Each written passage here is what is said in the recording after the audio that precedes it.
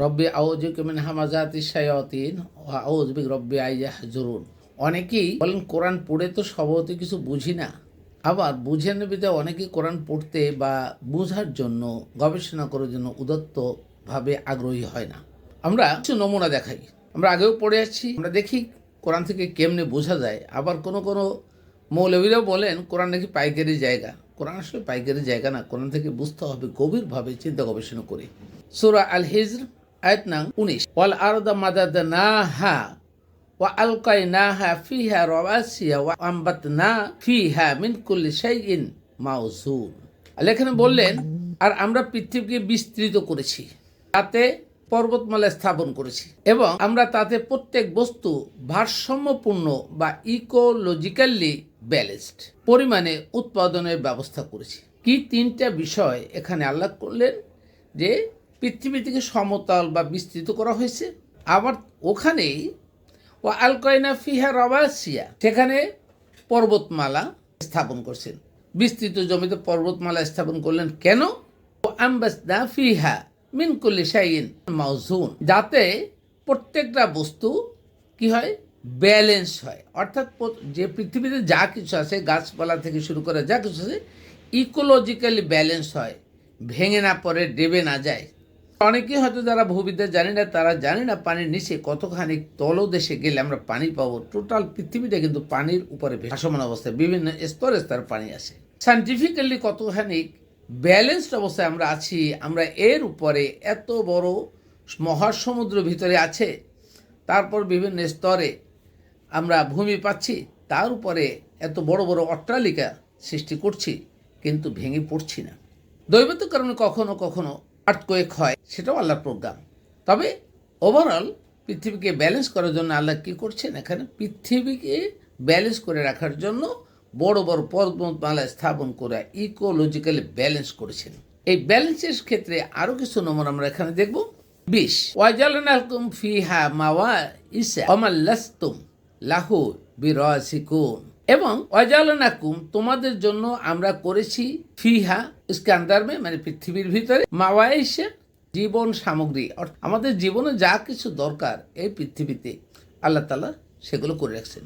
আমাল্লাসতুম লাহু বিরাজিকুন, এবং তাদের জন্য আল্লাহ তাআলা জীবন সামগ্রী করেছেন যার কথা আমরা জানিও না, চিন্তাও করি না। অর্থাৎ আমরা মানুষ হিসাবে আমরা আমাদের পরিবার পরিজন, দেশ থেকে শুরু করে মানুষের কথা চিন্তা করে, যদিও মানুষকে আল্লাহ তাআলা তার প্রতিনিধি আশরাফুল মখলুকাত হিসাবে সৃষ্টি করেছেন, কিন্তু অনেক মানুষই সেই জিনিসটা বোঝার চেষ্টা করেন না, কারণ তারা কোরআন জানে না, বোঝে না, তারা ওটা চিন্তা করে না।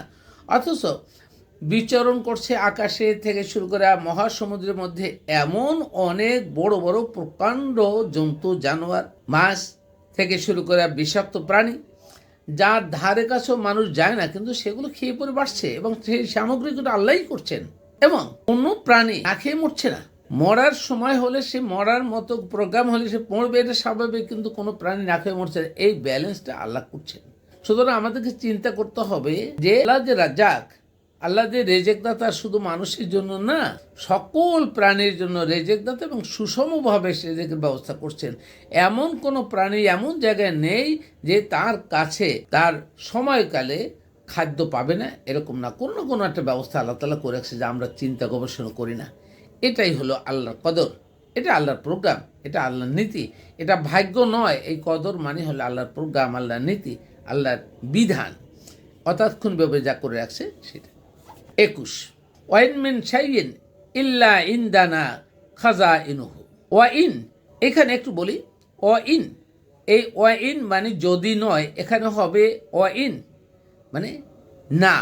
মিন শাইইন, এর মধ্যে এমন কোনো বস্তু নেই, ইল্লা ইনদানা, আমাদের কাছে ছাড়া, খাজাইনুহু, তার ভান্ডার নেই। অর্থাৎ আল্লাহ বলছেন যে আমার কাছে ভান্ডার নেই, খাদ্য ভান্ডার নেই, এমন কোনো বস্তুই নেই দুনিয়া। তার মানে আল্লাহ মানুষ থেকে শুরু করে যত প্রাণী আছে সকল কিছুর ভান্ডার আল্লাহর কাছে রয়ে গেছে, যেগুলো ওয়ামা নুনাজ্জিলুহু ইল্লা বিকদারিন মালুম, এবং আর তা আমরা নাজিল করি না জানা কোনো প্রোগ্রাম ছাড়া। মালুম, এখন আল্লাহর জানা কোনো প্রোগ্রাম ছাড়া আমরা নাজিল করি না বললেন, অর্থাৎ আল্লাহ যা নাজিল করেন যা মানুষের জন্য, প্রাণীর জন্য যা নাজিল করেন সেটা হিসাব নিকাশ করে বুঝে শুনে নাজিল করেন। আন্দাজে নাজিল করে অপচয় করছেন, আল্লাহ যে অপচয় করছে না তার একটা নমুনা এখানে পাওয়া গেল।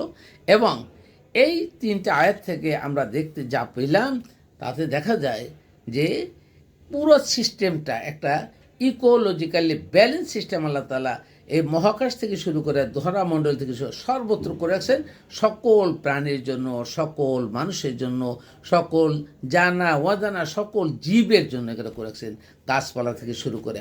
এবং একটা প্রাণী আরেকটা প্রাণীর খাদ্য হতে পারে, একটা গাছপালা অন্য প্রাণীর খাদ্য হতে পারে, কারো কষ, কারো রস, কারো ফল, কারো অন্য কিছু অন্য প্রাণীর খাবার হিসেবে কাজ করে।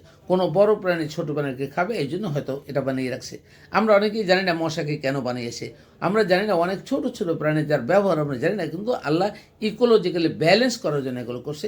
এটাই আল্লাহর কদর, আল্লাহর এটাই মহত্ব এবং আল্লাহর প্রোগ্রাম। এটা আল্লাহ অতাৎক্ষণিকভাবে করে রাখছেন, যার জন্য প্রতিনিয়ত তার পিছনে ফেরেশতাদের কোনো কাজ লাগে না। কোন ফায়াকুন হো যাও তো হয় জায়গায় আল্লাহ এই প্ল্যানটা মাস্টার প্ল্যান করছে, যার ভিতরে ঘন ঘন তার সুইচ টিপতে হয় না। আমরা এভাবেই কোরআন জানা ও বোঝার চেষ্টা করছি। আল্লাহ হাফেজ।